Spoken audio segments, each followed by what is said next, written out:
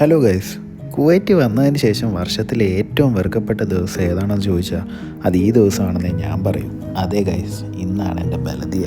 രാവിലെ 11 മണിക്കായിരുന്നു അപ്പോയിൻമെൻ്റ്. എങ്കിലും വള്ളിയൊന്നും കിട്ടാതിരിക്കാൻ വേണ്ടി മോർണിംഗ് സ്റ്റാഫ് പിക്കപ്പിന് കയറി ഒരു 9:30 ആയപ്പോഴേക്കും ഞാൻ ഹോസ്പിറ്റലിലെത്തി.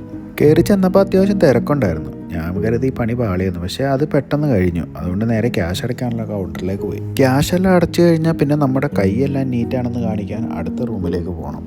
അത് കഴിഞ്ഞാൽ പിന്നെ നമുക്ക് നേരെ കുത്തുകൊള്ളാൻ പോകാം. അവിടെയും വലിയ തിരക്കില്ലാഞ്ഞതുകൊണ്ട് അതും പെട്ടെന്ന് കഴിഞ്ഞു.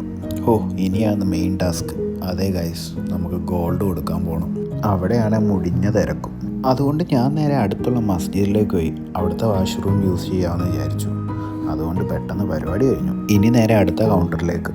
ഇനി ഒരു എക്സ്റേ കൂടെ കൊടുത്താൽ ഈ കൊല്ലത്തെ ബലദിയ കഴിഞ്ഞു. അങ്ങനെ വലിയ അലച്ചിലൊന്നുമില്ലാതെ ഒരു ബലദിയ കൂടെ കഴിഞ്ഞ് കിട്ടി.